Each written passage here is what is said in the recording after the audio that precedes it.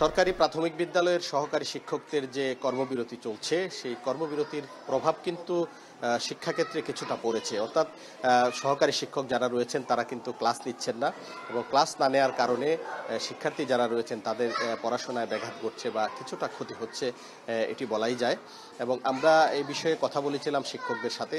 শিক্ষকরা যেটি বলেছেন যে তারা যে ৩ দফা দাবিতে আন্দোলন করছেন, তাদের যে যৌক্তিক দাবি সেটি হচ্ছে যে সরকারি প্রাথমিক বিদ্যালয়ের সহকারী শিক্ষক পদের এন্ট্রি লেভেলে ১১তম গ্রেড নিশ্চিত করতে হবে এবং চাকরির ১০ বছর এবং ১৬ বছর পূর্তিতে তাদের যে উচ্চতর গ্রেড রয়েছে, এই উচ্চতর গ্রেডের একটি জটিলতা রয়েছে, সেই জটিলতা নিরসন করতে হবে এবং পদোন্নতির ক্ষেত্রে সরকারি প্রাথমিক বিদ্যালয়ের প্রধান শিক্ষক পদে যারা সহকারী শিক্ষক পদে কর্মরত রয়েছেন তাদের কাছ থেকে শতভাগ পদোন্নতি নিয়ে সেই প্রধান শিক্ষকের যে পদ সেগুলো পূরণ করতে হবে। এই যে ৩টি দাবি রয়েছে, এই ৩টি দাবিতে কিন্তু ময়মনসিংহ অঞ্চলের যারা সহকারী শিক্ষক রয়েছেন সরকারি প্রাথমিক বিদ্যালয়ের তারা কর্মবিরতি পালন করছেন, ক্লাস নিচ্ছেন না। এবং আমরা এখন যে জায়গাটিতে আছি এটি ময়মনসিংহ নগরীর গোলগন্ডা সরকারি প্রাথমিক বিদ্যালয়। এখানেও আমরা দেখছি যে সহকারী শিক্ষক যারা রয়েছেন তারা কিন্তু তাদের যে কক্ষ রয়েছে শিক্ষক কক্ষ সেখানে কিন্তু তারা অবস্থান করছেন এবং তারা এখানে বসে রয়েছেন।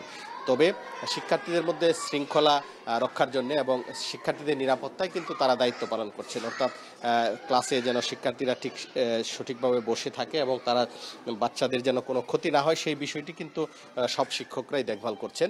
এবং আমরা এই বিষয়ে কথা বলেছিলাম বাংলাদেশ সরকারি প্রাথমিক বিদ্যালয় সহকারী শিক্ষক সমিতির ময়মনসিংহের যিনি সাধারণ সম্পাদক রয়েছেন মাহমুদুল হাসান রুমি, তার সাথে কথা বলেছিলাম। তিনি যে বিষয়টি জানিয়েছেন যে ময়মনসিংহ অঞ্চলের সব প্রাথমিক বিদ্যালয়ে কিন্তু এই কর্মবিরতি পালন হচ্ছে এবং তারা যে দাবিতে আন্দোলন করছেন এই দাবি পূরণ না হওয়া পর্যন্ত কিন্তু তারা তাদের যে আন্দোলন কর্মসূচি সেটি চালিয়ে যাবেন। তারা যেটি বলেছেন যে প্রাথমিক শিক্ষাক্ষেত্রে বিশেষ করে যারা সহকারী শিক্ষক রয়েছেন তাদের চাকরির যে বেতন বৈষম্য রয়েছে, গ্রেডিং বৈষম্য রয়েছে, এই বৈষম্য কিন্তু দূর করতে হবে। তারা যেটি বলেছেন যে নতুন যে বাংলাদেশ হয়েছে সেই বাংলাদেশে কোনো বৈষম্যের যেমন থাকবে না, সেই বৈষম্য দূর করার জন্য সরকারি প্রাথমিক বিদ্যালয়ের যে শিক্ষক যারা রয়েছেন তাদের সহকারী শিক্ষকদের যে দাবি রয়েছে সেই দাবিটি কিন্তু পূরণ করতে হবে। এবং শিক্ষকরাও কিন্তু একই কথা বলছেন যে তারা এখন যে আন্দোলনে রয়েছেন সেই আন্দোলন কর্মসূচি তারা অব্যাহত রাখবেন। তবে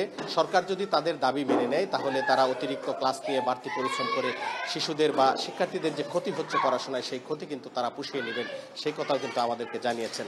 তো অভিভাবকরা আশা করছেন যেন দ্রুত এই সংকট কেটে যায়, শিক্ষকরা ক্লাসে ফেরেন এবং পূর্ণদমে ক্লাস শুরু হয়, এটি কিন্তু অভিভাবকরা চাচ্ছেন। তো এই ছিল আমার কাছে ময়মনসিংহ অঞ্চলের সহকারী শিক্ষকদের যে কর্মবিরতি চলছে তার সর্বশেষ। হারুনুর রশিদ আমাদের সাথে যুক্ত ছিলেন ময়মনসিংহ থেকে।